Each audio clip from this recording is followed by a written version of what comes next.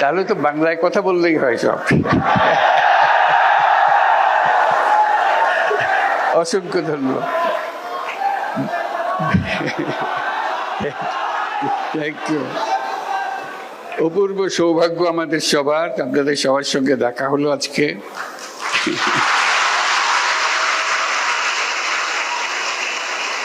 আমরা দেশের সবার পক্ষ থেকে আপনাদেরকে বিজয় দিবসের শুভেচ্ছা জানাচ্ছি।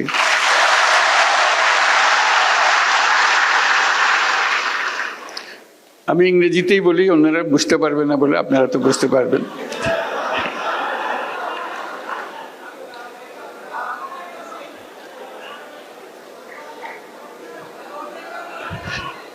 একটু পরে বাংলা বলবো, আগে ইংরেজিতে বলিনি কিছুক্ষণ।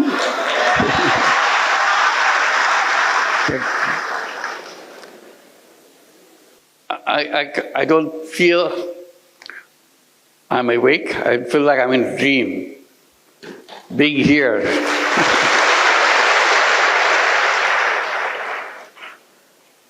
It's a stunning experience to come to such a prestigious, such an influential institution in the whole world. I admired from a distance. In the past, whenever I came, I tried to get a glimpse of Al-Azhar. I just came through just watching from a distance. I didn't dare to enter. I was not familiar where to go.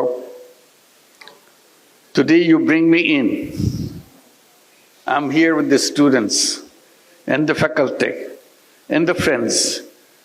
It's an amazing experience, a lifetime experience for me.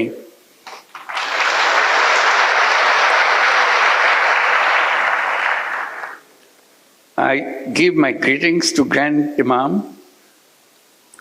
and all the leaders of the university. When you are mentioning all the numbers, these are stunning numbers. I come from the academic background. I know what it means, how staggering those numbers are, how overwhelming the undertaking is. This is a memorable event for me, to see you, meet you physically, and even get a chance to talk to you. It's a rare opportunity. As someone coming from academic world, it's always exciting to be with the students. That's what we do, that's what we live for. And my greetings to all of you, all the students of Al-Azhar who are present here, who are outside, those staggering number of students and faculties all over the world.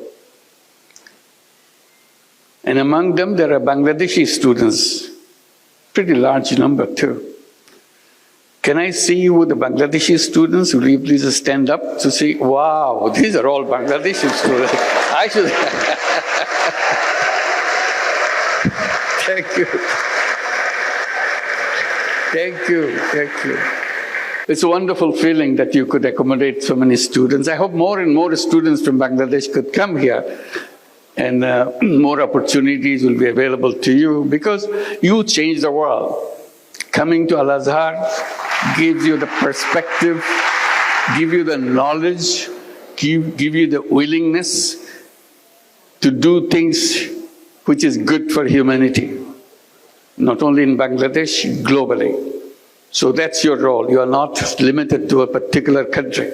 You are limited for, your service is for the whole world, for all humanity. I have to catch a flight right after this. So I have to be brief, and I'll try to share my experiences, what I did as a teacher, what I was trying to do, because this opportunity to interact with the students give me this opportunity to share what my efforts were, initiatives were. My experience in the University of Chittagong began 53 years back, as Bangladesh became just independent country at that time. I came back from the United States where I was teaching.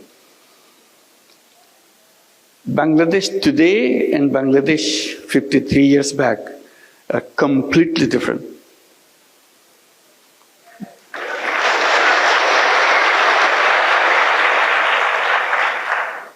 Bangladesh was the poorest country in the world. That was its title.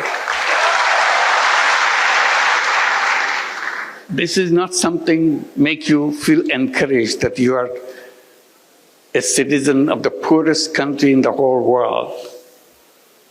86% of the population of Bangladesh were under the poverty line. And you see poverty everywhere. And that war of liberation made it worse, because all the roads were broken, all the bridges are torn apart because of the war of liberation. People's life became very, very difficult.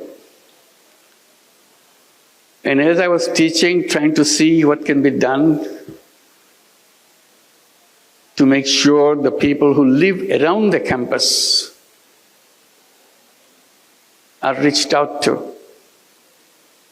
Because I was campaigning within the faculty of the university saying, if university is the reservoir of all the knowledge of the world, doesn't matter where it is located, whether it's in the poorest country or the richest country, university is supposed to be the reservoir of all knowledge. And that's what Chittagong University should be too, as a reservoir of all knowledge. My question to the faculty was, if it is the reservoir of knowledge, should it be just limited to the walls of the university? Or should it be available to the people who live around the campus? That became a big debate. And I was campaigning that knowledge is no good if it is not useful for people. So if the university has knowledge, it must reach out and touch the lives of the people who were around it and beyond. And that's what this whole meaning of having an university. So we're trying to see, I was trying to see, not many people paid attention to it. What can be done? And then terrible thing happens in Bangladesh. Terrible, terrible thing. Worst thing that happened to our life in the history of Bangladesh. In 1974, we were hit by a famine. And Bangladeshi students probably heard about it, but others may not. An enormous number of people were dying of hunger throughout the country. You literally see dead bodies on the street every day. They died not because they had some any disease. They died because they couldn't eat. They didn't have enough to eat. And dying by hunger is the most painful way to die.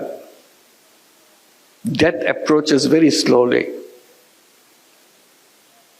The day you die, the moment you die, you cannot distinguish, nobody can distinguish at what point you are alive, at what point you are dead. It's a very slow-moving process. And suddenly, it shocked everybody. That is death by hunger, massive number of people in Bangladesh. And that hit us too in the university. So one of the things I was trying to do, if shortage of food is the problem, people couldn't eat, all I can do at least try to help the village next door to the university campus do not have shortage of food. So my first effort was to make sure there is no shortage of food in one village which is next to the university campus. So I did lots of different things. Then I saw no matter what I did, there's still a large number of poor people in the village who couldn't afford to buy that food, even if they had the food in the village. So I was trying to see how do you do that. One traditional way, give them charity, give them some money so that they'll get some food. And I was wondering whether there's a good way to do that, because religions, most of the religions say that, give charity to the people for good reasons. But I was kind of hesitant, because this is something which doesn't lead to the solution. It only perpetuates the problem. So I kind of took a different decision that I don't want to go by that route. It's a good one, but I don't want to pursue that road. I was looking for something which can be sustainable. Opportunity came, some of experience of interaction with a villager, a village woman. And she was explaining how she survives in a daily way. But in her survival process, she had to borrow money from someone to make some stool. And then the lender, which is the trader, gets all those stools to himself and sells in the market. And he gives the lowest possible price for those stools that the women made for. So she was totally cheated out of the whole deal. So she remains poor, but she struggles hard to make sure she gets a meal next morning or next day. The reason she didn't have the money to buy bamboo, which goes into the stool, I asked her, how much does a bamboo cost? So she borrowed the money from the trader. She said maybe about 50 cents, US dollar wise, or maybe a little more if you are looking for a good quality. I said, what if somebody gave you that 50 cents as a loan, can you pay it back? I said, of course I can pay it back, because I pay him much more than that. So paying you back is no big deal. I thought about it. Should I give her the 50 cents and let her be free from the moneylender, trader? Or she should continue the same relationship and see what happens. So I did give her the money. But I thought about it. Next morning I came back to her and said, okay, I'll give you the money. The deal is you'll return the money to me once your business is done, and then you can borrow more. So this was the start of something that I continued, because I was so excited that she really paid it back, and I gave her money back again. So I told the villagers, in the meantime I became very familiar with the village women and village people. I said, if you need money, come to me. I'll give you the money. This is in a circumstances, in an environment where money lenders will give you money, and for that money you have to give away everything. Still your money is not paid back. That's what the money lending practices in Bangladesh and many other countries is all about. Here I am, I'm not talking about taking away everything. I'm just asking for the money to be back, that's all. Whatever I gave is returned to me. People thought, oh, it's so easy. So it became very popular. The more popular it gets, more excited I get. Because it helped people. They started doing things and paying me back. Then I thought, this is not my job. I'm a teacher. Why should I lend money to people? This is the job of a bank. So there are several bank branches in the campus. So I went to the bank branch that I'm more familiar with. I told him, why don't you do that? He told me, no, banks don't lend money to poor people. That's not their job. I said, what is your job? To lend money to people who need money, lots of money. I said, that's very funny. You want to give lots of money, but you don't want to give little money. He said, that's banking. I said, that's wrong. That's wrong banking.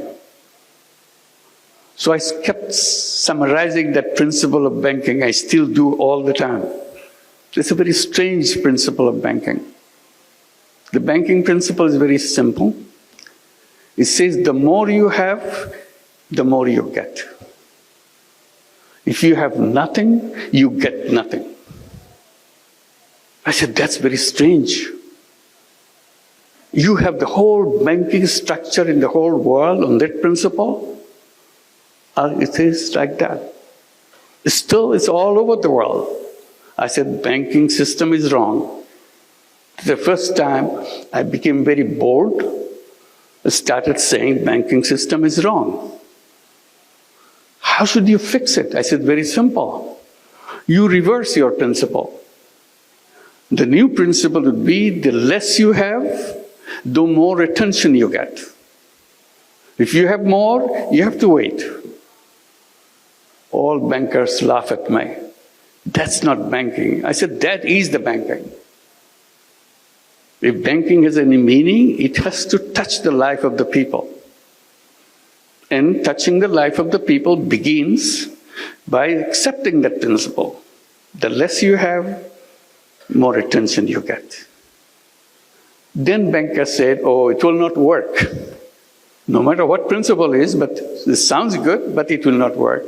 Poor people will never pay back. Then I raised a simple question. How do you know?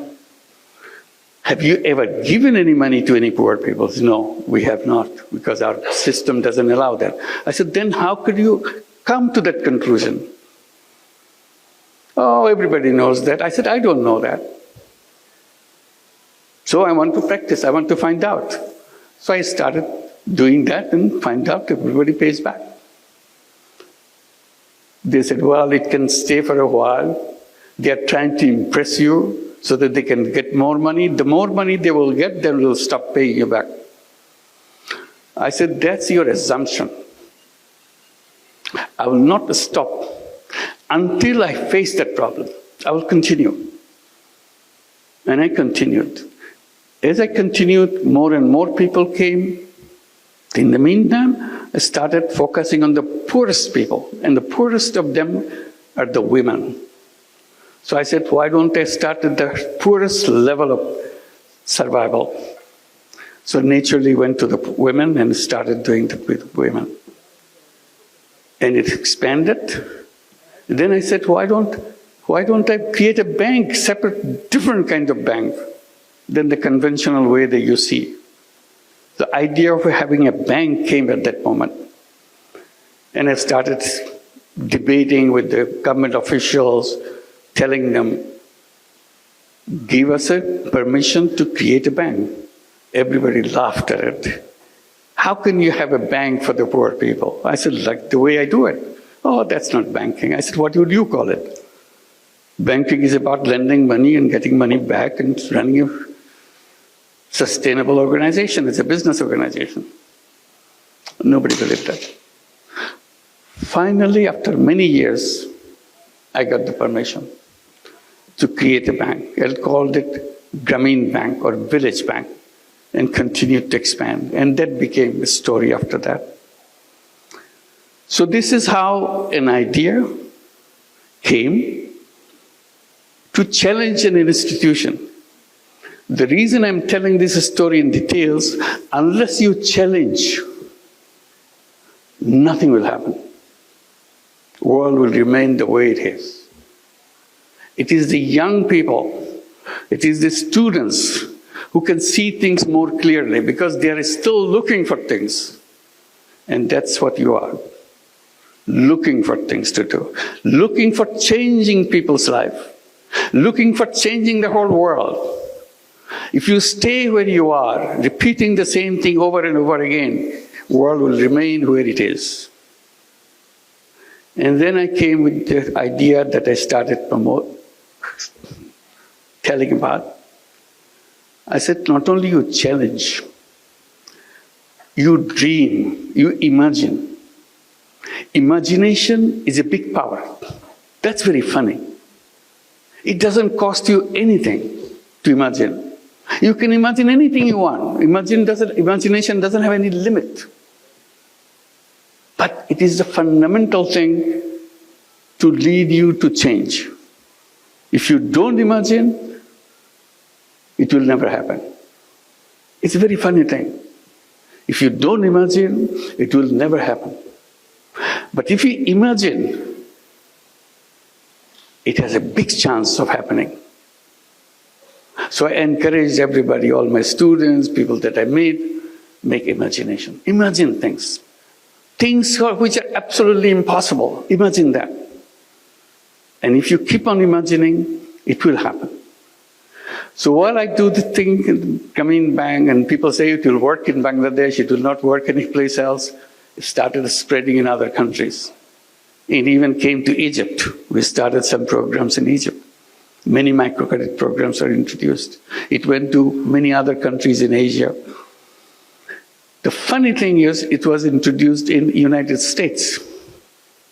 In 2008, we set up a program called Grameen America. It started in Jackson Heights, New York.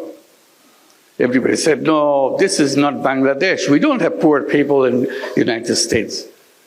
You are making us feel like we are some kind of fools. I said, no, you're not fools. You're very smart people. But you don't realize that you have poor people. Because you keep claiming that you don't have poor people. You are the richest country in the world, quote unquote, richest country in the world. That doesn't mean you don't have poor people. Oh no, we don't have poor people. It's a rich country. I said, yes. Then I asked the question, do you have welfare program in your country? Oh yes, it's a very rich program. We have lots of people. We take care of all the people. We give them monthly check every month so that they can buy their whatever their family needs are, so that they can take care of themselves, their children. A check every month, welfare check. I said, you know what? Every family, every person that you are giving a welfare check is a poor person by your own recognition, because they cannot afford to maintain their life on them by themselves. So you are giving them money from the state. They are poor, but you are claiming they are not poor. You are hiding poverty. Anyway, this debate went on, but in the meantime, Grameen America started expanding. Now it works in 35 cities in the United States. It lends out about $2 billion a year. In a couple of years' time, they will be distributing $3 billion and $4 billion. This is the path it has took. And the amazing thing, repayment rate is absolutely near 100%. Never changed. So you challenge something, and people say it cannot work. Okay, it can work in Bangladesh. Bangladesh is a funny country. Anything can go, but it will not happen in any other countries. Now it's all over the world.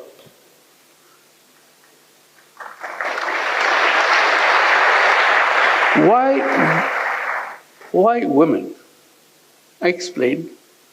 And I said, women are not only poor in terms of income, they are also poor in health.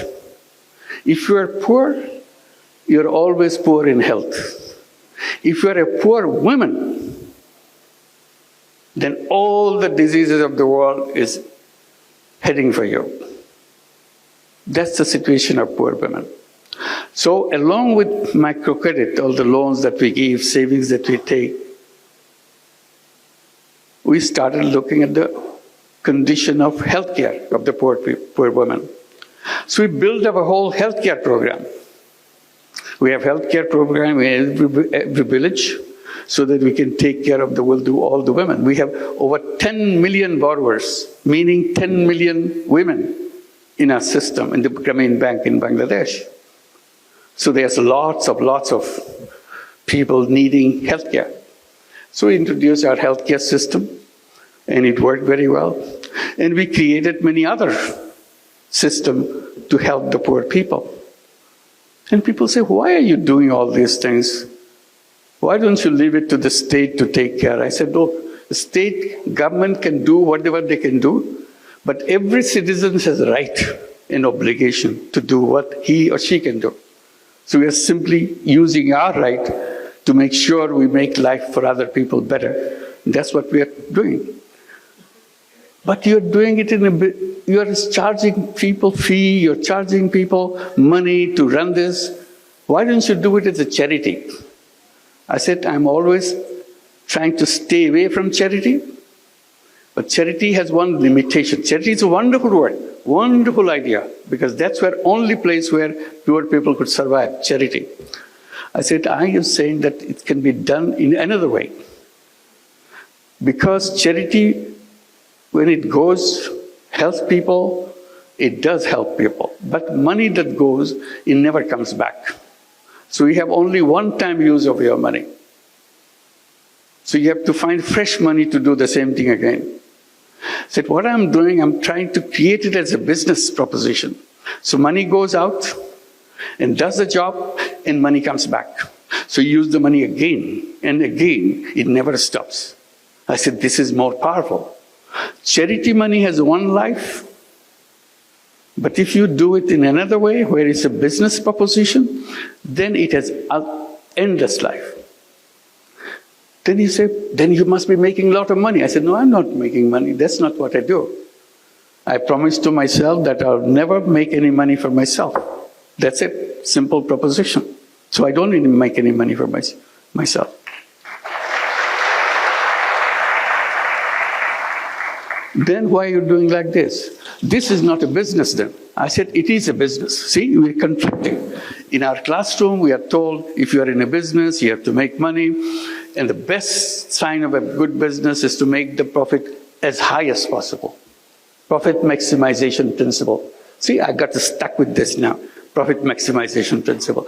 I said, well, that may be the one kind of business, but there are other kinds of business. Oh, in our books, there is no other kind of business. There's only one kind of business. To profit maximizing, to maximize profit. I said, if you have only one kind of principle, then this is something missing. There should be in your textbook another kind of business. Business to solve problem of the people without making any money for yourself. Oh, we never heard of this because you never did that. I said, I'm doing it, I like it. They started a debate. Can this be a business? I said, of course it's a business. Business means you sell something, you produce something, sell something, and get your money back and have a surplus. In my business, there is a surplus. There's no question about it. But I don't want to take it myself. That's the only thing. The rest of it's the same. Why didn't you want to take money for yourself? I said, that's my decision, that's all. You don't question that. If you like it, you should do it too. It's fun to do that. It's a big controversy in economics classes and conferences, debate, can this be a business? I'm saying this is a business as anything else. So finally I have to give it a name. I started calling it social business. Defining as a business to solve problem without financially benefiting by yourself. So surplus stays with the business and expands the business. We took this principle and expanded, creating many, many other businesses. And funny thing, we came up with an idea. Well, government was giving licenses to telephone services. But in Bangladesh, in many countries, I'm sure Egypt did the same thing. At one point of time, very few people had telephones. It was a government service and very inefficient. Maybe 100,000, maybe something like that. That's the total number of telephones in the whole country. So that's when the mobile telephone idea came, and it's got introduced in other countries. Bangladesh wanted to give a license, give licenses for setting up mobile telephone companies. We looked at each other. What does it mean? And we had an idea. Why don't we apply? We had no idea what a mobile phone is for. But since government is asking for application, we sent an application. We want to have a mobile phone company. Everybody asked, why do you want to have a mobile phone company? You are just lending money to poor people, that's all. Mobile phone company, mobile phone is for the rich people. Very rich people. Because at that time it's very expensive when it came. So I said, well, we have an idea. We want to bring telephone in the hands of poor women. Again, a shocking experience. Why poor women? What do they do with the telephone? I said, we'll figure that out. We explained, government was not happy with our application. They said, why do you want to give money to poor women, telephone to poor women? I said, it's not for her to send messages or start it. At that time, there's no messages, just calling. Just calling each other. They're not calling anybody. They will allow the rich people in the village to use their telephone and charge a person heavy price. Because that's the first time telephone came, everybody wants to make a telephone call, she will make money. So why should I give it to rich people? I give it to the poor people, the privilege of having the telephone company. So we want to do that. So we created a telephone company called Grameenphone.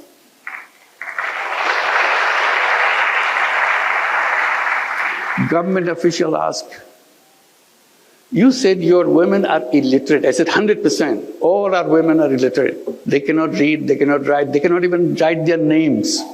They don't even know what their names are. That's the beginning. That why are you giving the telephones? Who cannot read, who cannot write? How are they going to push the buttons if somebody says, make a call for me to such and such place? I said, you underestimate poor people. If they find out pushing those numbers bring them money, they will learn it in 10 minutes. There are only 10 numbers in the whole world. So if those numbers bring money, they are smart people. The poor people are poor, but they're not dumb people. They're very smart people. That's how they survive. And literally they did that. They learned those numbers and became very successful telephone companies by themselves, just selling the telephone service in the villages. We call them telephone ladies of the village. Very soon we had 1 million telephone ladies selling services all over Bangladesh. Grameenphone became the largest telephone company in the country, still the largest company in the country. The reason I'm telling this story is, you have to just twist a little bit. World changes completely. All I did, give few cents lending to poor people. It changed the whole world. Because I stood by it, explained it, repeatedly showed that it is possible, it can be done. And then I bring the mobile phone in the hands of the poor people. Everybody said, this company will never work. That became the largest company. They never had an idea that women and the poor women can be involved in telephones. It dramatized the whole family. She became the most powerful person in the whole village because she has a telephone. You may be a rich person, but you don't have a telephone. Because our company gave only telephone to the poor women, nothing else in the beginning. Now we give it to everybody. So she became very, very respected person, very important person in the village. One lady was explaining to me in those days, saying that, I said, how do you know you're an important person? She said, I know I'm an important person in the village because no wedding ceremony can take place in 7 villages around me without me getting invited. That's the importance. So it's powerful, it gave them power, it brought technology, their children changed. We pushed these children to go to school, we gave them scholarships. From illiterate families, they went to universities, they got their PhDs, many of them became doctors, engineers. I said, there's nothing wrong with the children of poor families. Simply, they didn't have enough finance to go through the school system. After they go to the school system, they're as good, even better. They're topping the class. So it's about perception, how you look at the world, what you want to do with the world. So now I talk about creating a new world. I call it world of 3 zeros.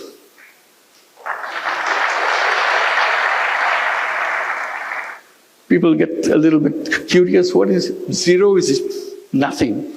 So what 3 zeros mean? It's very simple to remind ourselves. Zero net carbon emission, because we cannot survive unless we achieve that. Zero net carbon emission. Zero wealth concentration. You know, our countries move forward, like Bangladesh has moved forward in the last 53 years. But where did all this money come? Where did it go? It went to the several people, several families in the country. Bulk of the people is still at the bottom.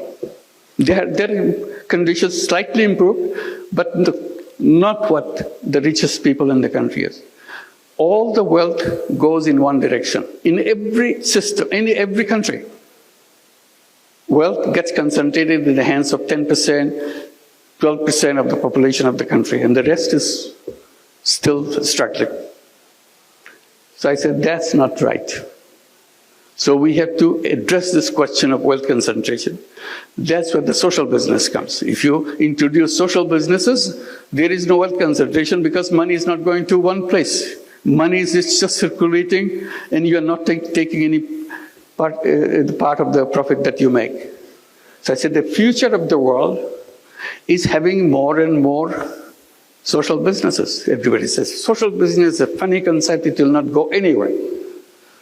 Then we see big companies like Danone, like Uniqlo, they are becoming, Uniqlo is a big company in Japan, Danone is the biggest company in France. They became interested in social business. We started having joint ventures of social business with big companies, addressing the problems of the poor people, because company doesn't want to make money for itself. It is only interested in solving problems. So now the social business idea is spreading. We have many, many centers at the universities. They have the social business centers teaching what the social business is, challenging the whole economic system, whole economic framework. I said the root cause of all the problem that we created in the world is what we have designed as called economics, which is a profit maximizing system. I said that world will always be a world which will destroy itself. I said the civilization that we have created now is a self-destructive civilization. It will destroy itself. Nobody can save it. I repeat, this civilization is a self-destructive civilization. Either we'll be hit by all the problems we created, the environment and the climate will kill us, or wealth concentration will kill us. All the wealth will go to a few people on the top. The rest of the people will not have nothing. So that society is not tenable. Unless you are sharing the world, society cannot function. And the last one is zero unemployment. That's very interesting. It came because of my experience with microcredit. I said all human beings are born as entrepreneurs, not job seekers. But economics teaches us, get ready, get a good degree, get a good education, get to the best university, so that you get the best job. I said job is a wrong idea, absolutely wrong idea.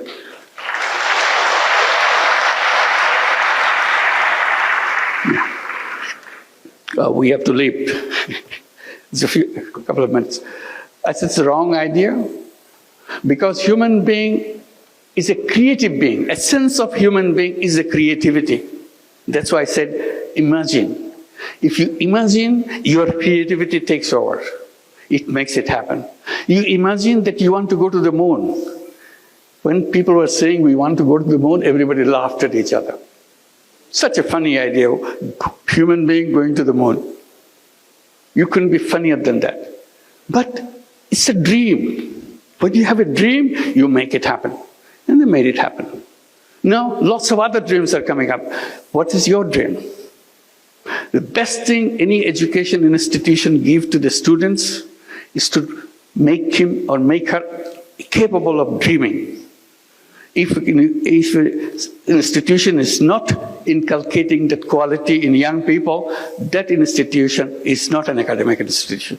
It doesn't serve the whole purpose of being an academic institution, inspiring young people to dream the things that you would like to see. Once you dream, it will happen. So I talk about zero unemployment. I said all human beings are born as entrepreneurs. Job is the legacy of slavery. We don't want slavery. We don't want to be slaves. But the education system forces us to do that because they say you need a degree, you need a piece of paper. Because if you produce a piece of paper, you get a job.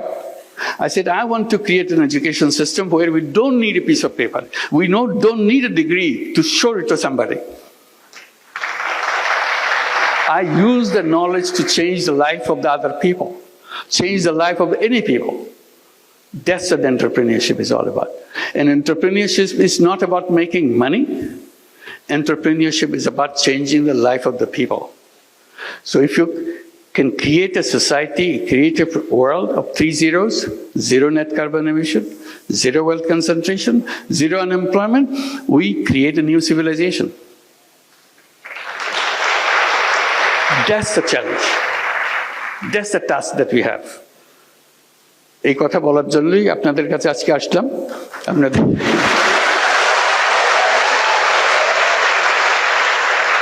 আজকে তাড়াহুড়া করে চলে যেতে হচ্ছে, ভবিষ্যতে আবার দেখা হলে সময় নিয়ে কথা বলবো। আজকে কথা আজখানেই শেষ করি। সবাইকে অসংখ্য ধন্যবাদ। আশা করি যোগাযোগ রাখবেন, আরো বাংলাদেশ থেকে আরো আপনাদের বন্ধুদের নিয়ে আসতে পারেন কিনা দেখেন। আশা করি এটার দেশের কথা। অসংখ্য ধন্যবাদ। Thank you very much for all.